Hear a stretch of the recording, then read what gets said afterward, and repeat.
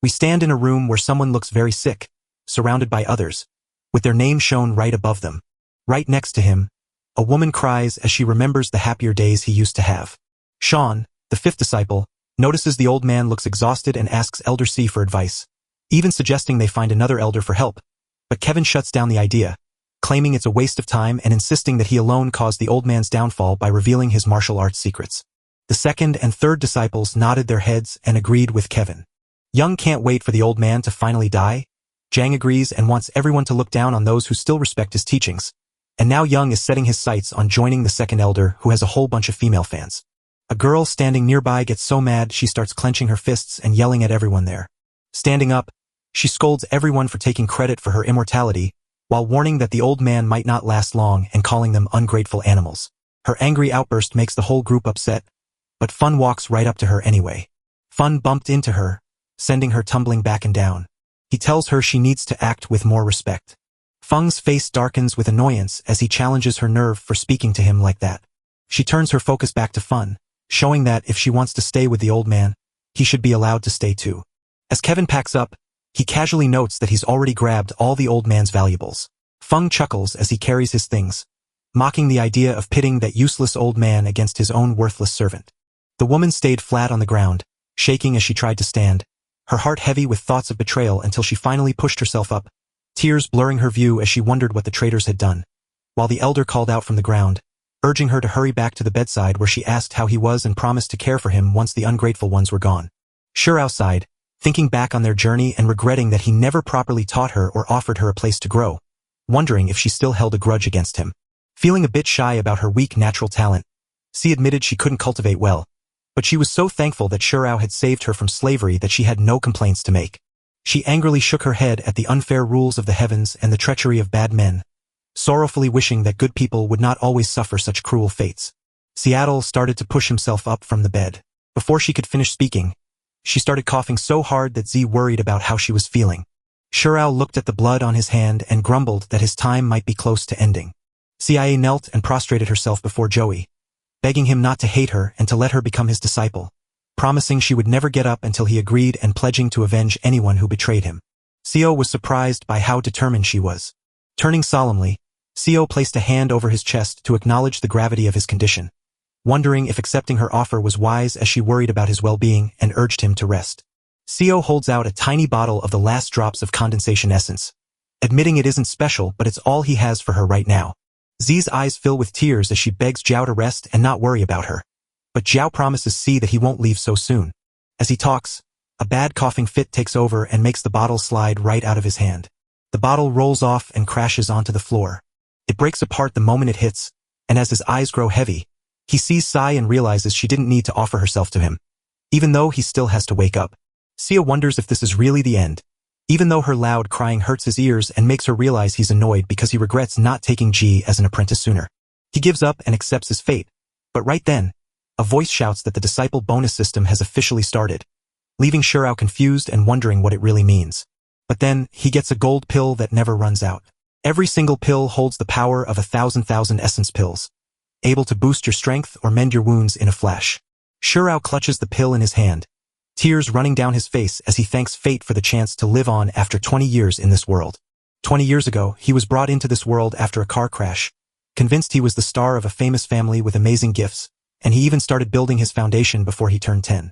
But when he joined the Hong Kong sect, his powers froze and everyone made fun of him, until the heavens finally gave him a brand new second chance. Xiao asks the system what his reward is, and the system explains that just like its name suggests, the host gets paid for everything taught to disciples under his master's name. Shurao asks if this also covers the skills and knowledge his disciples learn. The system checks out. If the disciples grow stronger, the host gets twice the reward.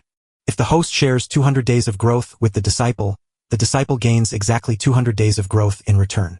Just as a disciple learns a sword move from their master and gets 10 times the benefit, the host instantly understands that same skill all the way to level 10. Shurao holds the golden pill, asks the system if giving it to his disciple will pay off, and learns that while rewards can't be returned, teaching a skill inspired by one earns a fresh reward if the disciple truly grows from it. Shurao understands what's at stake and chews down on the pill, seeing a chance for something great. As soon as Shurao swallowed the golden pill, He burst into a brilliant light and shot straight from the lower realm all the way up to the golden core without missing a beat. While she stays by his side, shaking with fear and crying out for him to wake up, she insists that she only wants him to get better, not revenge, to be his disciple, or to receive special pills. Suddenly, Shurao rests his hand on Jay's head to remind her of the first lesson her master will teach, and with tears in her eyes, he lifts her chin, leaving her surprised. When Ji looks into his eyes, she sees he is fully healed and bursting with power, so he tells her to hunt down anyone who stands against her and crush them twice as hard as before. Meanwhile, in a different place, Feng knelt before a man on the Hongmang sect's 6th peak, begging to become his disciple and offering Shurao's secret martial arts as a trade. Taking the scroll from Feng, the man bowed to Shurao's skill but sighed sadly that the once proud leader of the Hongmang sect had fallen so far, a loss felt deeply by the elder of the 6th peak who now leads the disciplinary hall. The elder told Feng that if he really wanted to be his student, it could be done. But the elder brought out a special ruler called the Ruler of Repentance, which could read a person's deepest spiritual roots. The old master offered Feng a deal. Use this ruler to pull out Shurao's spiritual root, and he'd take you on as his personal student. Yet Feng was warned to handle the ruler very carefully, because once it touched blood, it wouldn't come off easily unless he used the right way. Feng took the ruler firmly in his hand and promised the elder he wouldn't let him down. Out of nowhere, a fierce blow hit Feng from behind and slammed him hard against the wall. The attack left Feng badly hurt, and when he looked down, he was terrified by what he saw. His battered body was a wound that poisoned the ruler and sapped his strength. Crushed by pain and despair, Feng fell to his knees, screaming that he couldn't die just as his path to immortality was finally beginning. Elder Wang didn't flinch at the mess around him and just asked who could have done such a thing. When the elder looked up, he saw Shurao soaring above and, meeting Wang's eyes, Shurao dared him to go fetch his own spiritual roots if he really wanted them. Wang looked up, apologized to Shurao, and explained that it was just a joke about Feng. But inside, he couldn't believe how powerful Shurao was when Feng had said he was dying. Shurao said everything would be fine if that were true, but since he wasn't kidding, Wang Na shook his head in disbelief. Shurao started pouring his magic into the air, causing several swords to appear all around him. Seeing this, Wang Na was amazed and realized it was the Kong Gang sword technique. Thinking back, Wang Na realized that when he and Shurao first joined the Hongmang sect, Shurao had won the master's favor by creating the glowing sword art and ended up with the vast majority of the sect's resources. Luckily, Wang Na reached the golden core stage before Shurao could do anything, making him look useless. Wang Na built a shield around himself to stop Shurao's attack and warned him not to be so reckless, since he had already reached the 2nd level of the golden core and was safe. But before he could finish his warning, Shurao's strike smashed the shield apart without any trouble. Wang Na was so scared by Shurao's power that she couldn't believe what she was seeing. Shurao offered a faint smile and asked if that was all there was for someone at the 2nd level of the golden core. The attack grew fierce as swords swirled around Wang Na, leaving him in shock because the power Shurao showed seemed far stronger than any 3rd-level golden core cultivator could have. As Wang Na thought about Shurao's power, a sword hit his hand and he screamed in pain. As Wang Na pushed through the rain of swords, he yelled at Shurao, warning him that killing him would be a crime the sect could never forgive. Shurao calmly asked Wang Na what would happen to the sect now that Wang Na was gone. Shurao turned his strike toward Wang Na, who, with no other choice, pulled out a strange artifact to save herself. As soon as the artifact was activated, a protective shield appeared and kept Wang Na safe from getting hurt. Wang Na sighed to himself, realizing the special item only had 3 left and he was about to use the very last one, which was a big shame because he had saved it for when he finally became a Nent soul. Watching this, Shurao admitted to himself that Wang Na clearly had some secret tricks up her sleeve and had collected quite a few gifts over the years. All of a sudden, black lightning started striking everywhere without any warning. Wanga shouted to Shurao, asking if he really meant to keep going with this plan. Shurao stood firm and asked why he should stop. Shurao kept pushing forward until his attack ended in a huge explosion. In the middle of all the chaos, Wang Na couldn't believe his eyes at what was happening right in front of him. Shurao charged forward and smashed through everything in his way. Once the storm finally ended, the land around them was a mess of rubble with a huge hole ripped right into the ground. Afterward, Wang Na lay hurt and writhing in agony from her terrible wounds. As Shurao stepped closer, Wang Na filled with fear and begged him to stop, while Shurao wondered if the shield she used to stay alive was truly a legendary treasure. The artifacts were sorted into 5 ranks: mortal, mysterious, earthly, celestial, and immortal, with each one split into 4 tiers: low, medium, high, and supreme. Wang Na's shield, a rare treasure from the mysterious even class, was so powerful that even within its own sect it was guarded as a secret of last resort, and Shurao never expected her to have it. Shurao barely cared about the news, but as the fight nearly ended, he drew his blade to strike the final blow. Wang Na, battered by his wounds, quickly raised one last shield around himself and begged Shurao to let him live. Shurao paused, unsure, as he caught the sound of a voice. Zhang Hai, the leader of the Hongmang sect, warned Shurao not to act rashly because fighting back against an attack would break the sect's rules and get both of them kicked out. Shurao glanced at the sect leader and pulled a little bit of power into his hand. When Wang Na saw Zhang Hai, his heart leapt with hope, and he begged for help, claiming that Shurao was tearing the group apart. In a split second, Zhang Yi unleashed his power to hit Wang Na across the face, instantly quieting him. Zhang Ho ordered Wang Na to go to the disciplinary hall's inquiry room so they could figure out who needed to be kicked out of the sect. Wang Na lay battered and trembling on the ground. He weakly argued that it wasn't needed. Turning to Shurao, Zhang Hai praised him for reaching the Golden Core realm, and while Shurao thanked him and worried about his spiritual roots being targeted, Wang Na shouted that it was a misunderstanding and accepted the situation but hoped for forgiveness later. Zhang Hai then promised to spare Wang Na's life for now out of respect for the sect leader. Yet Xiao pointed out that Fun had committed a worse betrayal by harming his master, so Jiao argued that Fun must be banned from the sect and have his cultivation taken away. Fun begged the sect leader for help, but Zhang Hai just told him that Shurao would handle things his own way. When she heard those words, Z took off running and told her master that he didn't need to step in. Seeing Sei's reaction, Fun called Gi useless and charged right at her. Hyde stood perfectly still while the attack came closer. Then she started pouring magic into her hand. She moved with easy elegance to stop Fun's attack. Fun was completely shocked to see Ji, who had once been thought of as unimportant, suddenly master the Kong Lang sword art and wondered how she had learned it. Once Shurao heard this, he started to explain. Just 3 days ago, while Ji was meditating, the system revealed her secrets. She was a disciple named Yen Nu with talent level 260 and an innate immortal sword that would awaken upon her joining the Lin family. Shurao stared in awe at the innate immortal sword's amazing power and thought deeply about what it truly meant. Shurao gave Ji a suspicious glance before casually claiming he was just checking Ji's sword potential, then showed off his Kong Long sword art by cleaving a tree to prove that even a little bit of his old technique would be amazing for Ji to learn. Ji forged a small sword with her magic and asked if it looked right. Shurao confirmed her progress, and the system announced she had unlocked the Kong Long sword art, while a new window revealed that teaching this move to her disciple would award her 10 times the rewards, including the powerful sky-slicing technique and a rare high-level skill, proving just how valuable Ji truly was. Ci walked right up to Fun with the clear intent to crush him before opening his mouth to speak. Even with Master Shurao's endless lessons, Fun couldn't learn the move, leaving Gi to stare down a pleading Fun who begged him to stop. She mocked Fun, asking who was the weak one now, then stomped on his chest until he screamed in agony. Ci told her master that the traitor's spiritual path was gone and asked Sen to check it, so Xiao nodded to praise her for a job well done. Zhang declared that Shurao had outlined his punishment, shifting the focus to Wang Na for her turn to face consequences, while he himself was instructed to take Wang to offer a resolution. Shurao turned to Leader Zhang and asked when he had said that everything was finally over. Leader Zhang looked confused and asked Shurao to remember his promise to spare Wang's life, which made Wang nervously ask what else Shurao wanted from him. Shurao gave a weak smile, showing he intended to let Wang's life go, but his face froze as he declared that Wang wouldn't be allowed to leave so easily. Shurao said that Elder Wang's true heart would decide what happens next. Wang's grin grew wider when he pulled out a bag, insisting it held all his treasures. He handed the bag to Shurao, hoping it was enough. Jiao used his magic to snatch the bag right away and thanked Elder Wang Anna for her wise advice. After saying thanks to Wang, Jiao waved goodbye to him and told his students to leave.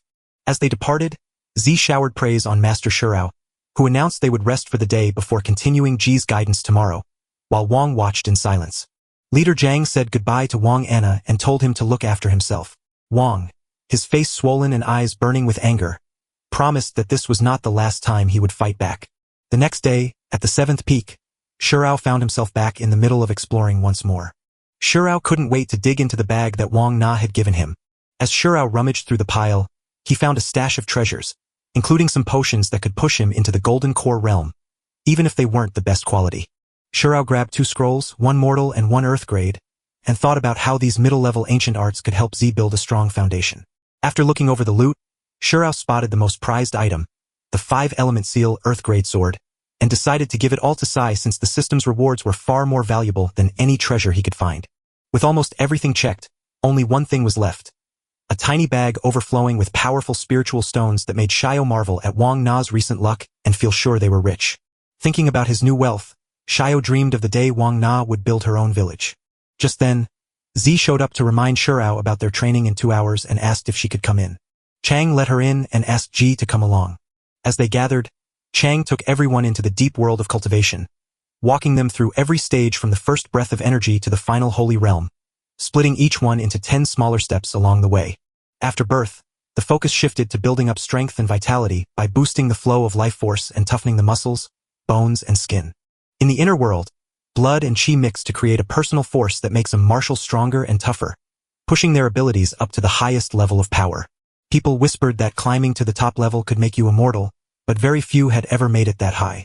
So, the path to living forever stayed out of reach, followed only by those willing to try the hardest. Shirao and Ji stand face to face, clasp hands, and begin their training, with Shirao urging Ji to master the ancient technique with all their heart. Following Shirao's orders, Zhou and Ji start practicing, while Z stays focused and Shirao guides her through the movements and energy flow, all the time as a system window pops up with its usual prompts. Sha notices Ji has only 15 spiritual roots and asks the system what a normal person usually has. The system shows a score between 50 and 60, meaning Ji learns tricks fast but struggles to grow stronger. Shirao decides he must step in and guide Ji with his energy so she can strengthen her very core. He moves his hand close to Ji's head, and a wave of energy spreads out to wrap around her whole body. Ji's eyes flutter open to discover she has awoken in the 10th stage of the afterbirth world. Worried about Jao, Ji questions his risky move that could cost her cultivation and hurt her body, but when she places a reassuring hand on his head to trust his skill, the system instantly transfers 100 days of her power to him, giving him a massive boost of 500 days and leaving Shirao realizing he now has a huge advantage. Jiao gave Ji a bag full of riches to show his gratitude, and though he used to be poor, he was happy to finally be able to give so much, which made Ji feel truly joyful. The system shows that Jiao gave Ji a 3rd grade 1 pill and 10 2nd grade ones for a big reward, while Ji gave back a 4th grade 1 pill. C thanks her mentor Jiao once again for saving her life and guiding her to a bright future, promising to serve him faithfully whenever he needs her help. The system shows Shirao gifting Ji 17 martial arts, which instantly rewards Ji with 20 times that value, leaving him holding a supreme, heaven-grade 1000 sword art.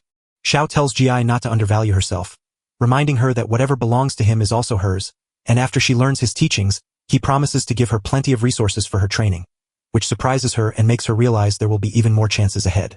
According to the system, Jiao gave Ji the 5-element seal, a mid-rank earth-raid martial art that earned a massive reward 20 times its value, and also received a gentle wandering sword of supreme rank.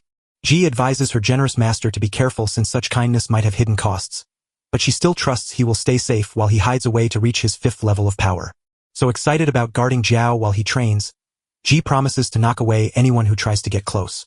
Jay gently reminds Jay to practice hard without worrying too much, and after Jay promises to try her best, she starts right away. Jao clicks open the system window and looks over his pile of rewards with excitement. Squeezing the rare 1 pill, Shirao remembers that only someone with a Nent soul can grow it, and since the sky-high materials needed for 4th grade elixirs are so hard to find, everyone wants them badly. Thinking about how rare these pills are in the Hong Liang sect, Shirao realizes how priceless they are, but what he really wants is the 1000-mile sword art. This art stands as the very peak of sword fighting, a skill no one can ever truly beat. Seeing how his 1000-mile sword art could work perfectly with his new high earth-grade weapon, the gentle wandering sword, Shirao imagines a power that cannot be beaten. Feeling a surge of excitement, Shirao decides to find out just how powerful this amazing combination really is. Shirao sends a tiny punch that instantly explodes a stone into 1,000 pieces. Jiao is stunned by the 1000 sword art's focus on sword control, while Shirao dreams of gathering powerful blades to conquer stronger realms later. But for now, Jiao must dive deep into the system's training. Shirao feels so sure of his power that he thinks he might just break through to the next level, even better than the golden core. As Zhang and Lai Shan walked calmly through the Wang sect market, 2 women stepped right up to them. These women start talking about Shirao, noting how he recently joined the golden core and beat Elder Wang on the 6th peak in a way that made everyone, including Zhang and Lai Shan, take notice. The women marvel at Zhao's bravery in giving up his own spiritual roots to help his disciple, wishing they had a master as selfless. Listening to that, Lai starts to wonder if Zhao really managed to pass on his skills and help to Shirao. The women with Wang Zhang ask why Zhang and Lai left the 7th peak. Wang Zhang waves off their questions, calling Shirao an unfit teacher who abuses his students and explains why they are leaving. Watching Shirao rise to the golden core and Elder Wang stumble, Linha can't shake the doubt, so he makes up his mind to go there himself and see what's really happening. At the 7th Peak's gate, Jang, who stands for the sect leader, faces down Shurao. Calling himself Chun, Jang's senior student, he warns Shurao that the sect competition is only 100 days away and tells him to get ready. Chun pauses, offers a quick apology, and then prepares to bring up the talk he's about to have with Ji. Though she looks weak, Yi shocks Eugene with her amazing talent in the contest, and Eugene wrongly predicts she will lose and cry. When Ji's anger at Eugene's doubts is checked by Shurao, who calls Chen's view too limited, the tension shifts. Eugene was caught off guard by what Shurao suddenly said. She shows Xiao how Ji went from a beginner to the 10th stage of the afterbirth phase in only 3 days, making Xiao wonder how this happened so fast. Even though it looks like Ji doesn't matter, Chun isn't sure if that's really true. Chun, confused by Shurao's words, asks if he really means them. Shurao pushes past Chen's doubt, which causes Z to prove her fire skills to everyone. Chun, now scared that Ji is truly getting better, can't believe it's possible. Lin Haran watched from the shadows and felt the same shock as everyone else. Shurao walks away with the confidence that the world holds endless chances, while Dream laughs at Chen's advice from the shadows, and Lin Haran secretly worries that Shurao is helping say too much, leaving Lin Har to think hard about the dangers of passing on his power and how to use what he knows. After all that, Lin Haran finds herself standing before Elder Mangyu in the 3rd Peak's hall. Elder Mangyu doubts Lin's claims and wonders if he should punish Shurao for stealing Wang's special skills. Lin Haran stands his ground in the sect, demanding all the best resources for himself and calling Shurao a waste. When Lin Haran spoke up, the sect agreed to let her handle the matter herself. As the crowd gathers, it's made clear that if Lin Haran wins against Shurao, he will be welcomed as a true disciple, a future he is deeply thankful for. While Shurao and Ji get ready to help Ji enter the inner realm through a painful but powerful cleansing process, she remembers the lessons from Ichong and the strength she found with Chun, giving her the courage to face the challenge and move forward. Shurao packs a bag filled with cleansing pills for the 4th meridian, bought with the money he earned from Hang Na. Now that everything is ready, Shurao starts his training. Ji narrows his eyes and leans in as the process begins. Ji pushed through the pain at first, but eventually, he felt a sudden sense of lightness. The system chime announces that Shurao has handed over her 200 days of hard work to Ji, boosting her talent by 70 points and gifting her with a basic earth-level water sword technique, a result that leaves Shurao feeling pleased. Shurao is so happy with how things turned out that his golden core cultivation jumps all the way to the 6th level. Shurao is happy with what he has earned and feels great about moving forward. After finishing everything, Ji wakes up feeling much better. Now that Zuri has reached her first innate level, she worries that the meridian and marrow cleaning she did might not be strong enough to fight Chen. A window shows Zuri's new name, Xinyu, a true disciple with a foundation realm aptitude of 85, whose innate sword talent is currently inactive until she is recognized by the Lin family to awaken the ancestral sword embryo. Xiao chuckles and gently strokes Zuri's face, urging her to stand tall against Chun while promising to guide her to the genius challenge if she wins. A gift that fills Zuri with so much happiness, she can't help but wonder if such a miracle is really possible for her.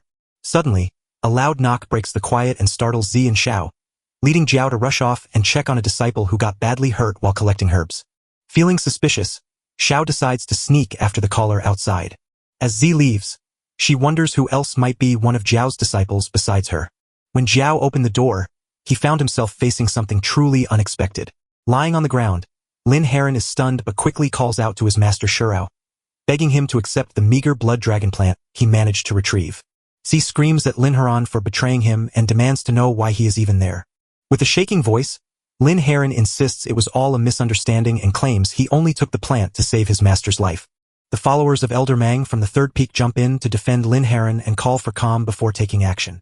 One person shared how Lin Haran begged Elder Mangs for 3 days, and the whole group felt his deep loyalty and cheered for him. Drew refuses to listen to any explanation, claiming the truth is being twisted, while convinced that Lin Haran betrayed Shurao and is trying to manipulate events, until Shurao steps in to calm Ji and takes the matter into his own hands. Shurao spoke to Lin Haran, asking why he was there and if he had already pledged his loyalty to the Elder of the 3rd Peak. Shurao gives a cold smile and asks if Lin Haran really wants to come back to him. Kneeling before Shurao, Lin Haran admits his mistake and begs for mercy while handing over the blood dragon herb, but watching from a distance, the disciples of Meng whisper among themselves that Shurao is fine and doesn't need it at all. Another disciple warned that Lin Haran's skills are fading, saying he has no future unless he takes a pill to train. Seeing that Shurao was really sick, the 2 disciples turned their eyes to him and asked if Lin Haran had hurt him. Lin Har just smiles and shakes his head, refusing to take the blame. Shurao, looking suddenly inspired, came up with a plan to say he needed the herb for his health, and Z quickly agreed to the story by mentioning how weak he had felt lately. Watching this back and forth, the crowd stands frozen in shock. But Lin Heron starts to get angry, questioning Xiao's honesty and wishing he didn't need that pill just to prove he isn't a failure. Lin Heron picks up the act again, insisting that Se must take the plant because he feels too unworthy to keep it himself. Seeing his chance, Xiao snatches the plant from Lin Heron's hand, shouts that it's all settled, and declares chicken stew for dinner, leaving Z completely baffled. A system message popped up to say Xiao gave Z a first-class blood dragon herb, and as a reward, Z now has 5 times more second-class blood dragon plants. As Lin Heron coughs with joy at helping his master, Elder Mang Yu's disciples cheer him on, plead for his safety, and sigh over Xiao's lack of thanks. They press Xiao to see how serious this is, warning that if they do nothing, lives will be lost and the sect's name will suffer, scaring off future disciples from joining the 7th peak. Xiao steps in to tell everyone to take a moment and stay calm. Jiao steps up to honor his role as Lin Heron's old teacher, worried about the harm the pill might cause because of Lin Heron's past, so he offers to clear out Lin Heron's energy channels to keep him safe. Watching Jiao move, they see his worth as a teacher and guess he wants to pass on his tricks, so they decide to keep a close eye on how he handles the dangerous parts of his powers. Xiao sees the cost Lin Heron paid and knows he has to step in to make things right. As Xiao reaches out and grips Lin Heron's hand to start the process, a surge of energy flows through them, sending a wave of fear through Lin Heron. As the process drags on, Lin Heron writhes in agony while foam bubbles up from his mouth. One of them tells the disciples to watch closely, remembering the tough times Master Lin Heron went through. Seeing that Jiao's moves only hurt things, Lin Heron starts to worry about what bad things will happen next. Lin Heron tries to scream for help, but Jiao's magic has silenced his voice, and as he faces a terrible fate, Elder Mang Yu stands cold and proud, only praising Lin Heron's brave effort. After everything that happened, Lin Heron is lying on the ground, completely shattered. She says that he used a super strong healing trick on Lin Heron's whole body, but since he is too weak to handle it, Xiao asks one of them to walk Lin Heron back safely so he can get some rest. Chao leans on Jay, admitting he's exhausted from using so much of his own energy and asking for a quick break. Laughter breaks out among them as they guess that one person clearly doesn't get Xiao's trick, since their glowing energy looks so different. Seeing their chance had finally arrived, they decided now was the perfect moment to show off what they could do. Before anyone could blink, one of them lunges to strike Xiao, causing Ji to yell out a warning. But Zhao's smile shows he is ready to take on that attack. He spins on his heel and easily pushes the attack away.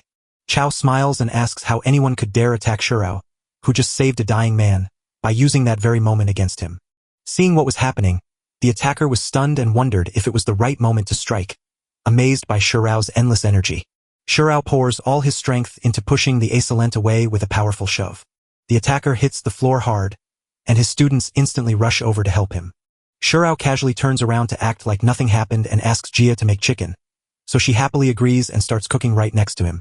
Lin wakes up with a start, her heart pounding in horror as she screams why they didn't move sooner.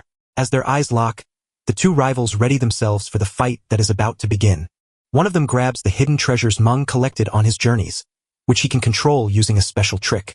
These items disappear into thin air without a trace, creating an invisible attack that no one could stop until they reached the 7th peak. A dangerous move he was entrusted with by a fellow traveler to use only in times of dire need. With a sharp movement, he sends it right at Xiao, but Xiao just steps aside without even trying, making the whole attack look like a silly joke. The projectile hits the door and starts eating away at it. Slowly, the door starts to fall apart.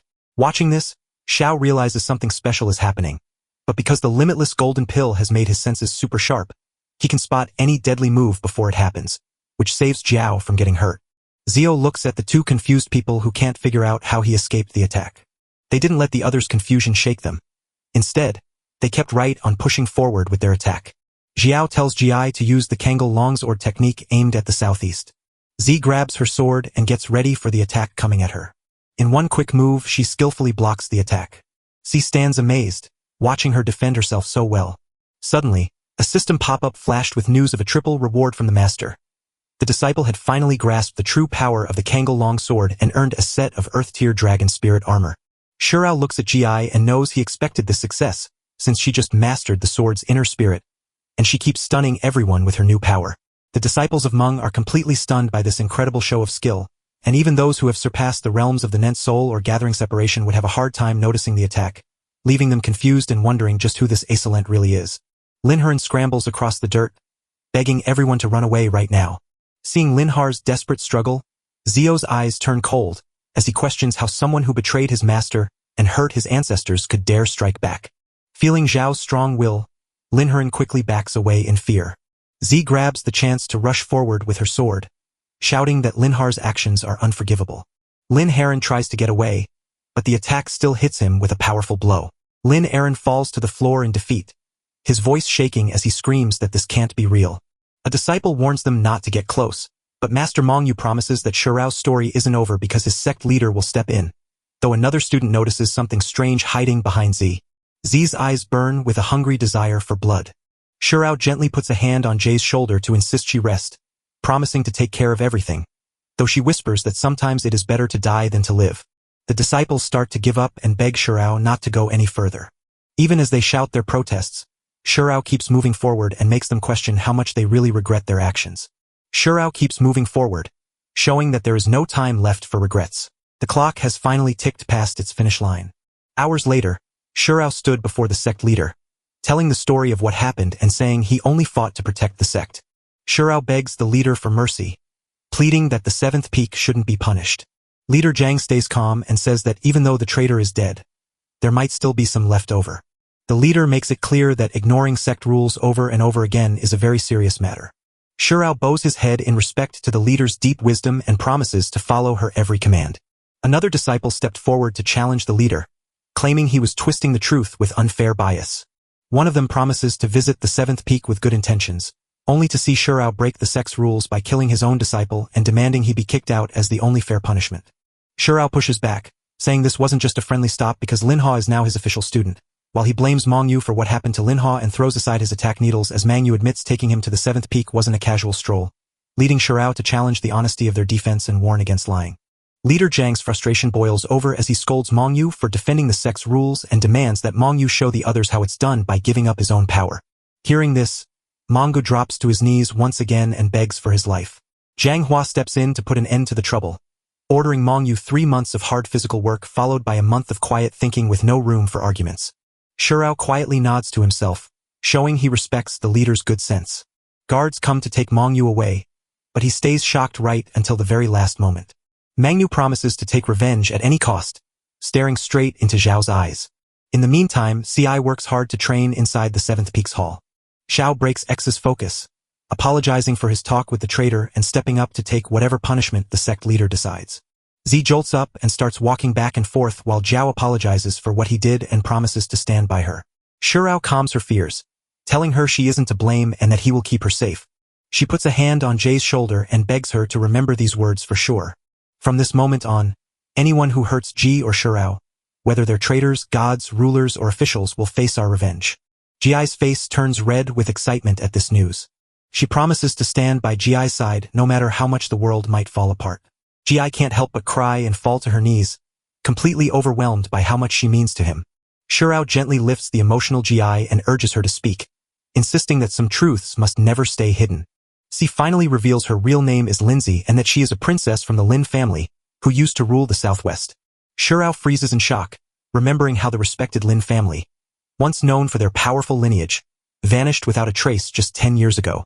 Ji wipes away tears as she tells how the Lin family found a huge hidden treasure on their land, a discovery that could have made them as powerful as the mighty Hong Liang sect.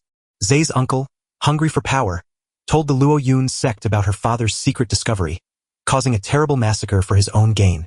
Over 100 of Say's family were killed by the Lu Yuan sect, leaving only a handful safe under her father's care, while Z barely survived to be robbed by bandits and sold into slavery.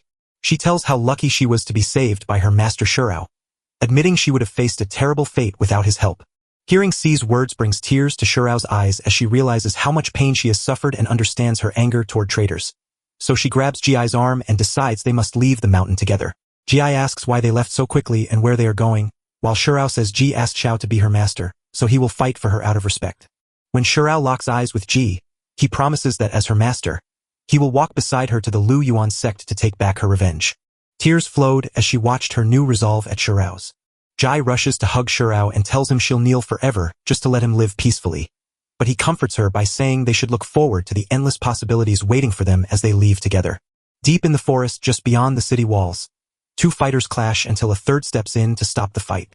Lori and her partner Xuan are the fighters, but when they see the newcomer, Lori shouts in anger that he let people die and drain their energy. Jiang Wei from the Sun and Moon Ghost sect stepped up to accept his part in the fight, pointing out that Lu Rei's skill with his green twin swords made all the difference. Jiang Yi steps up to fight, which means Lori and Linking Xuan have to get ready for battle. Just as everyone was about to clash, a wild burst of energy suddenly knocked everyone back and stopped the fight. Jiang snaps and demands to know who is causing the trouble. Xuan and Lori swap startled looks as they stare at the hole in the stone left by the mysterious energy beam. Jai fumes that she missed her attack because she mistimed it, but Shirao just reminds her that she'd already been warned not to strike too early. Jiang jokes that all the mess is Ji's fault because she's just too beautiful. With a sneer, Jiang asks Ji how she plans to fix her mistake.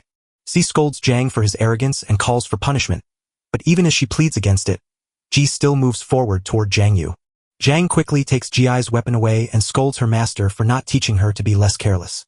Worried people holding Shan and Lori warn Jay to be careful, but she stays determined and keeps her eye only on her goal. Jai snaps back at Jiang, reminding her that her master taught her never to show mercy to fools like Jiang Yu. She uses her magic to make a bright light appear behind Jiang, and before he can do anything, several swords hit him from behind, making him cry out in pain. Sai grabs Jiang's bag and shows it to Shirao, proving it's empty of real treasure and holds only spiritual stones and elixirs. Shirao advises Si to keep the bag, and then Xuan and Lori walk up to Ji and Shirao to thank them for their help. They claim to be disciples of Elder Juice from the Hongliang sect and ask who Ji and Shirao are, so Shirao steps up to say he is Elder Shirao of the 7th Peak while introducing Ji as his student, and they all begin greeting each other warmly. Shirao brushes off the formalities and questions why they were fighting members of the Sun and Moon Ghost sect. Lori reveals that the Ghost sect holds a deep grudge against the Hong Liang Gang sect, where some members even target monks, all because of a recent fight over special grass from 1,000 years ago that comes in different strengths. This plant holds deep spiritual power, with different kinds of spirits fighting over who gets to possess it. Shirao nods, knowing how serious things have become with the precious plant. Lori highlights how rare the colorless grass from 1,000 years ago is, showing that it was meant for foundation pills but was accidentally found at an auction because of a leak, which immediately drew the attention of Jiang Yu's followers. Out of gratitude, Lori hands the plant to Shirao, explaining that it arrived just in time to avoid being stolen by the Ghost sect, and while Shirao wonders why she'd give away such a valuable herb that helps make pills, Xuan and Lori watch closely as she shares their master's lessons on gratitude and revenge, urging him to take it as a sign of her thanks. Shirao accepts the gift but suggests they share the pills only after Jiao refines them, reminding everyone they are all students of Elder Zhou, while Lori thanks them and tries to hand over the herb. But Shirao says it's too early to take the gift and tells everyone he is about to teach them 3 lessons. Shirao shows that to truly fix a problem, you must cut straight to its heart, proving it by magically slicing a tree in half with his sword. As the tree crashes down, 2 people step out from behind it. Lori jumped and asked when they had hidden there. The woman keeps her low crouch, watching Lor's arrogance even though he is only just starting his Golden Core journey. When the newcomers are revealed to be at the Yang and Qingyang stages of the Golden Core, Yangzi screams that Shirao killed their disciple and now must face the consequences. Shirao is known as the Yin and Yang gods of the moon and sun, celebrated for their amazing power to bring souls back and their relentless drive to catch their targets. Even though a big danger is coming, Shirao doesn't back down because he knows the hard fight waiting for him. Chu feels it's his duty to record everything, so before leaving the 7th peak, he hides his presence and watches the 2 young opponents with a mix of amusement at their lack of skill and calm confidence toward Shirao, all while beyond growls and excitement and swings his chains at Shirao, who easily dodges the first hit. As Seattle stares at the tree where the chain struck, Yangzi swirls blood-charged chains into a violent tornado to trap Shirao, warning that these chains, soaked in the essence of thousands, can turn innocence into bone the moment they touch. Shirao keeps dodging the chain blows while ignoring Yangzi's wild boasts, certain that his speed alone will keep him out of trouble. But just as Shirao feels sure of himself, he notices something is off and quickly looks down. Suddenly, magical skeletons burst up from the dirt and grab hold of his ankles. Jingjiang wields her staff to trap souls as sacrifices, keeping them forever imprisoned with no way out. Even with things looking bad, Shirao chuckles and says their teamwork was pretty great. Jing Yung howls loudly, begging that Shirao meet his end. Shirao gets caught in a web of many souls and heavy chains while his enemies get more and more hopeless. As Shirao struggles, the 2 attackers panic and rush around in a frenzy. Shirao shuts his eyes, and in an instant, a cloud of magical swords appears all around him. Shirao swings his swords toward his Yangzi, feeling a bit relieved as he comments on how brave Shirao was to face those magical tools, even without any spiritual energy. When Jin Yong saw Xiao strike, he was shocked and shouted for them to team up. As soon as they hit, the chains cut right through them, leaving Yangzi completely shocked and helpless. The sword hits Yanzi so hard that she flies backward. Seeing this, Qingyong freezes in terror, wondering how a mere sword could hold such terrifying power and what strange sickness has taken this body. Watching the mess grow, Jin Yong tries to run away, and Ji shouts that she is doing the same. As Qingyong runs away in a panic, she can't believe that even a total beginner could hold swords this powerful. Ji's warning snaps Shirao out of his thoughts, making him doubt Qinjiang's claim that she can escape. Shirao pours all his power onto Jin Yong and declares that she must die. Jin Yong calls out to the spirits inside her staff one last time, begging them to block the coming strike. The Shirao sword pushes straight forward, hunting down Qingyong right in the middle. The moment they break through the line, the spirits will finally be set free. When they heard this, the spirits stopped and decided not to protect Qingyong. Qingyong, feeling furious, shouts for the spirits to see Shirao as the real enemy and stand up to protect her.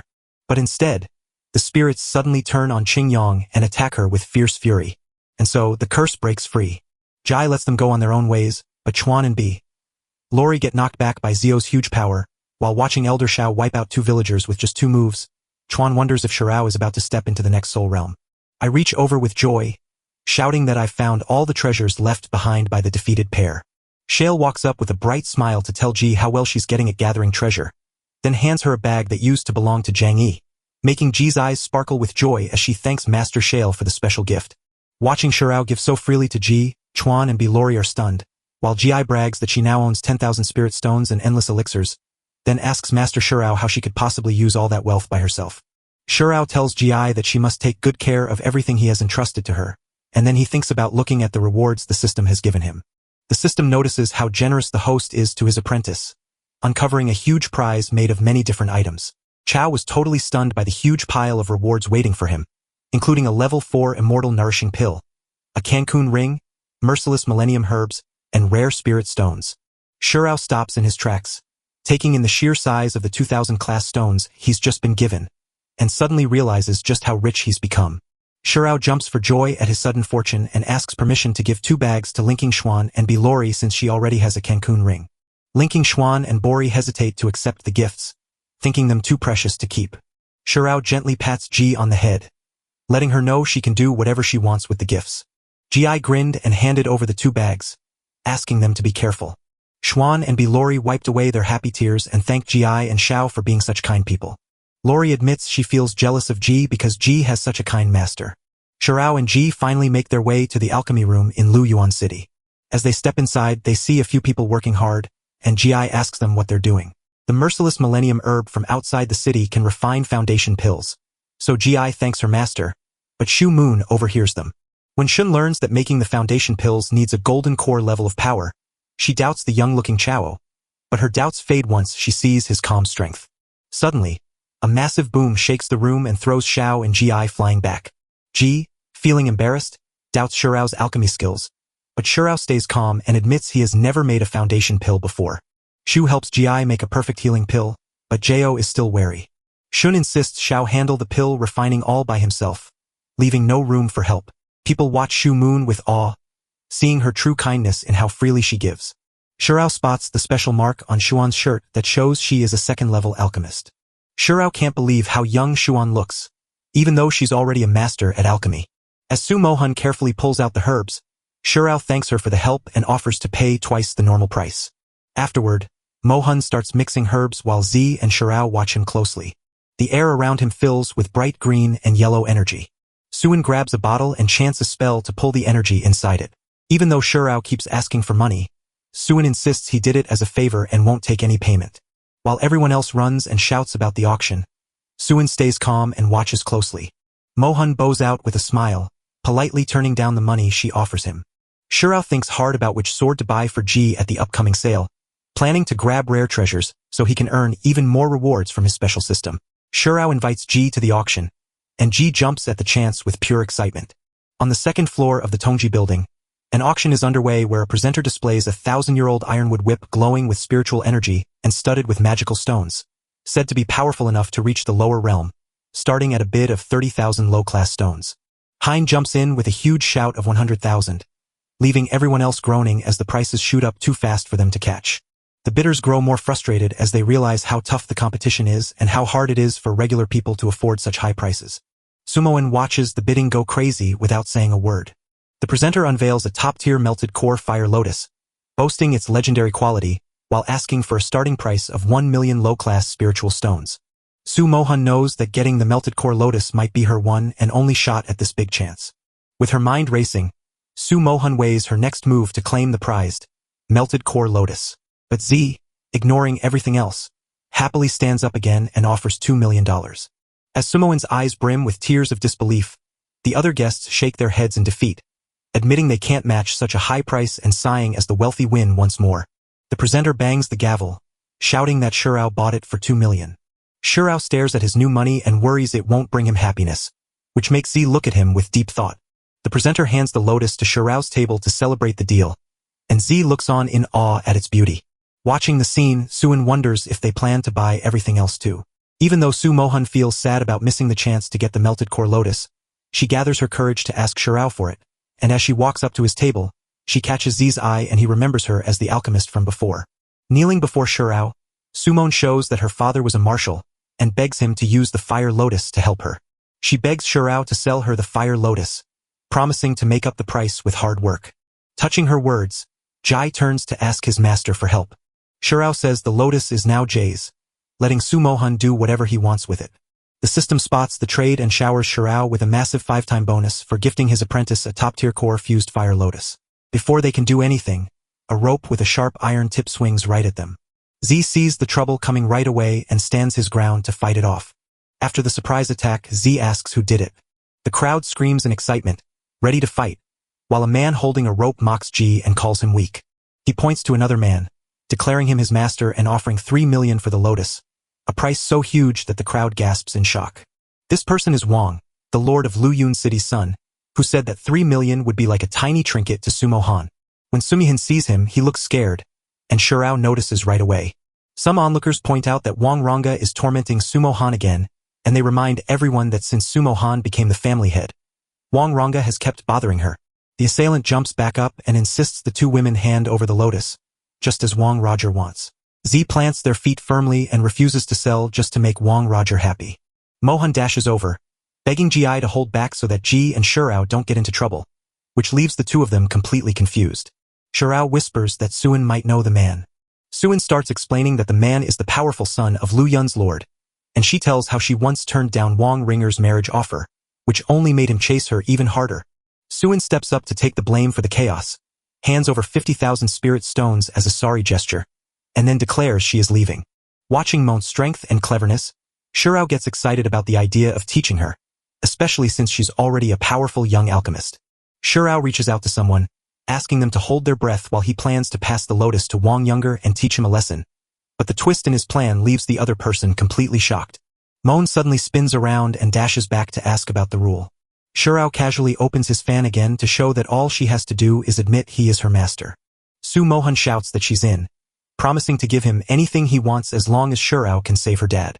Su Mohan kneels and calls Shurao Master Yao, offering a sign of respect and eagerly waiting for him to accept her as his second disciple. A pop-up window flashes congratulations to the host for gaining a new disciple, revealing that Su Mohan has an average alchemy heart that will soon need Shurao's guidance to unlock its full potential. With her sword raised, Suin vows her loyalty, while Shurao orders Ji to wipe out everyone there, and Ji agrees without a second thought. Ji immediately jumps into action and attacks the crowd, while the former leader just sees Ji as a loudmouth. He stays calm and gets ready for one more hit, but Zeri surprises him with a fast kick to the face that knocks out a tooth and flings him hard against the wall, right behind Wang Roger, leaving him staring in shock. Seeing this, Wang Roger's eyes go wide with shock. Z looks down on him, saying he's full of himself but has no real power, while Wang Ranger shakes in fear and points at Ji, daring her to hurt his people and asking if she even knows who his father is. Z charges at Wang Ranger, saying her family name doesn't matter now, and she vows to beat him so badly that even his own father won't know him. Wang Ranger, overwhelmed with emotion, begs Z to leave and warns that serious trouble will follow if anything happens to him, promising his father will make her pay, but then everything is suddenly interrupted. Suddenly, A figure steps in to stop Ji's attack and calm the growing trouble. Z feels a little surprised as Shirao watches silently from the shadows, while the mysterious bodyguard named Nameless stands by Wang Ear, who suddenly starts laughing at the others for being scared and orders his guard to hit Z just to show they will all pay for what happens. Sai stands calmly while Wang Ranger hides behind his bodyguard, showing he has no real courage. The bodyguard insists his only job is keeping Wang Rogers safe, and he won't get involved in any of his fights with others. The auctioneer stops the bidding, smacks his block on the podium, and shouts for someone to explain what's happening. He warns that breaking the rules here means you'll be kicked out right away, so he's telling both sides to leave because anyone who disobeys Tongji House is not welcome. Wang Roger decides to leave, thinking walking away is the easiest fix, but before he goes, he warns Jiao and the others to keep their hands off in Luyun City so they don't run into each other again. Ji's anger boils over with the urge to cause chaos, but Jiao steps in to calm her down and tell her to leave. Even though Xiao tried to talk her down, Ji still holds a grudge against Wang Rogers for being so arrogant and refuses to forgive him. The person from before asked Wang Roger if they were really okay with letting them go without any punishment. However, Wang Roger warned that running wouldn't be easy because they would be caught once they left, which meant killing Xiao and displaying his body at the city gate wouldn't break any of the Tongji building's rules. For the women, things would take a different turn once they stepped out. One of Wang Rogers' henchmen searched around for Shirao but couldn't find a single clue. Shirao hid behind the wall and channeled all their magic. They sent one of their swords to attack the three of them. The bodyguard saw the sword coming and moved just in time. He pulled out his own sword and tried to block the attack. But Chao's attack sliced through the guard's sword with ease and hit Wang Roger straight on. That hard hit sent him crashing to the ground. Suddenly Shirao appears before the three, and his subordinate immediately jumps at Xiao to demand answers about the murder committed on Tianjin House's grounds.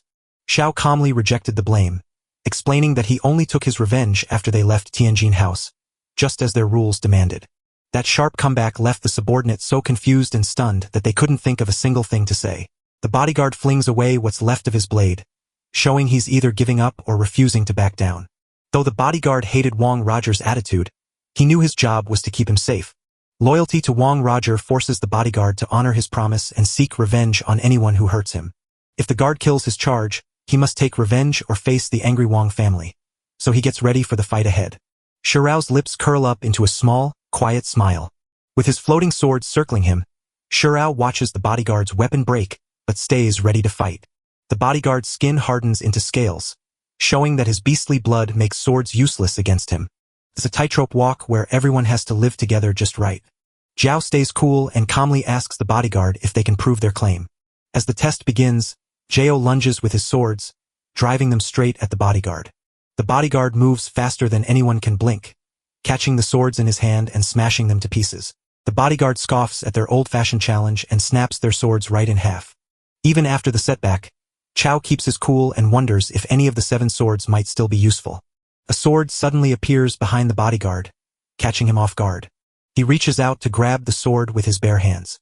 As the bodyguard squeezes his grip tight, energy explodes outward in every direction while he lets out a loud scream. Shirao pulls out his sword and notes that his hand is badly hurt, even though he managed to catch the blow. Shirao pushes forward with a fresh attack while asking about his opponent's defenses, marveling at Chao's beast-like healing as the bodyguard's hand slowly reforms before his next strike.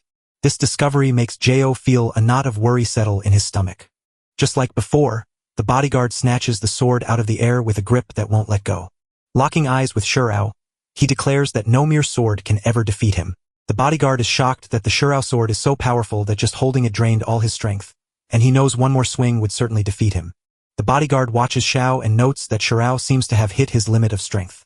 Xiao thinks about the bodyguard's warning and admits that normal magic swords won't do any harm to Shirao. Shirao grabbed the glowing fire lotus from the system, a rare bloom fed by the world's purest fire, making it the perfect fuel to forge a legendary weapon. Jiao quickly grabs the chance to upgrade his gear.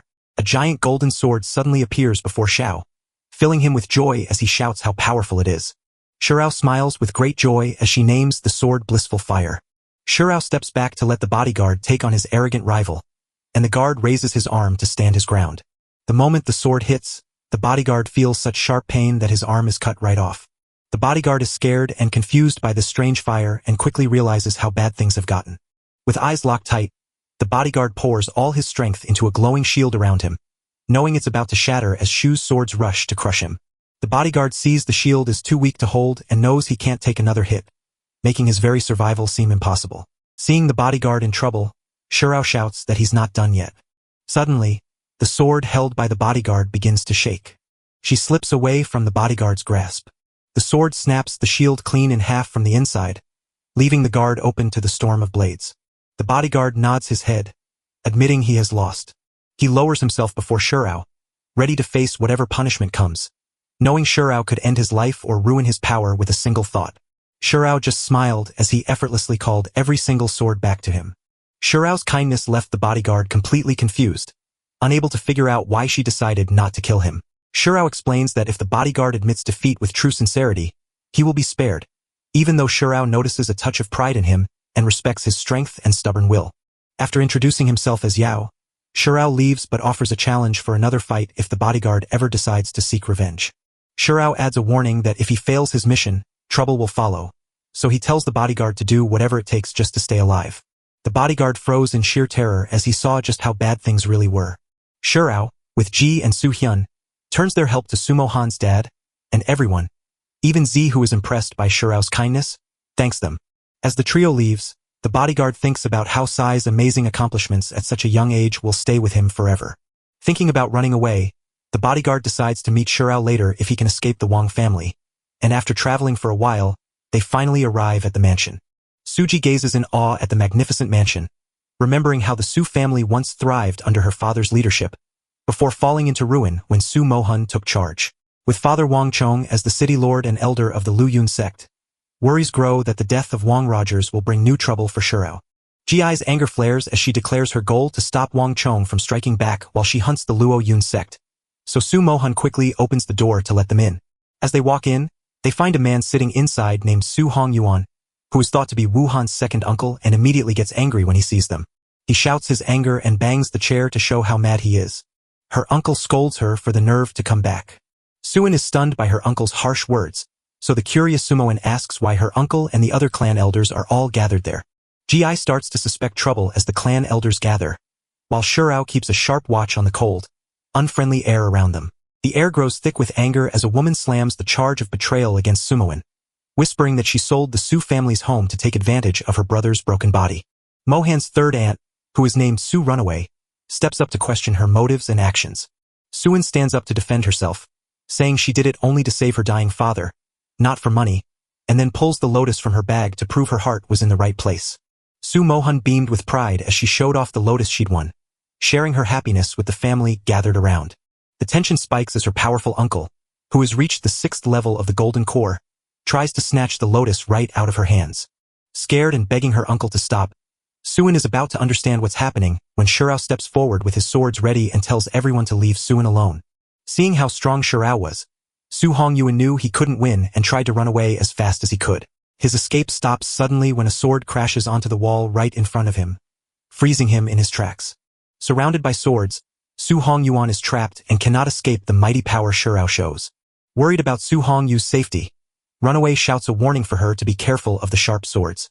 Runaway turns her anger towards Suin, challenging her reasons and worrying about who she is trusting. Just as Mo-hun tries to speak, Z steps in and tells her not to get involved. Defiantly, Runaway challenges Shurao, questioning his behavior and daring him to attack. Shurao slashes his sword near Runaway in a quick move, which startles her as she realizes the attack came so suddenly. Shurao barks a deadly warning, letting everyone know that stepping any closer will cost them their life. Even though Runaway and Su Hong-yuan did wrong, everyone else there insisted that their family bond was stronger than any outsider trying to get in. Moan tries to speak up, but Runaway cuts her off, scolding her for forgetting the family that raised her for 20 years. Runaway breaks down in tears, shouting out her confusion at their accusations. Mo-hun stands up with fire in her voice, shouting about how her own family stole her heart by abandoning her sick father for their own selfish gain. The room goes quiet as everyone leans in to listen. Moan's loud cry echoes through the quiet room, blaming everyone there for hating her father and hugging Mo-hun, while Z shouts that her family are terrible people who only care about power and money. Z nods to Mo-hun and promises her student that she will soon learn how to stand up to people who hurt her. Shurao aims every sword at his shaking family to show that facing those who hurt others and standing firm in your own beliefs is the only way. Shurao looks at Mo-hun and asks if he plans to hide or kill his family, but Mo-hun stays quiet while thinking about her question. Moan's terrified family asks what those scary words like suppression and elimination really mean. Moan cries out, begging her master to crush the Su family and drain all their power, but only if they can still live. Accepting Mohan's wish, Shurao promises to make it happen and tells Mohan to take care of her father while she handles everything else. Gratefully, Moan kneels before her master once more to give thanks, while Z urges her to tend to her father's needs right away.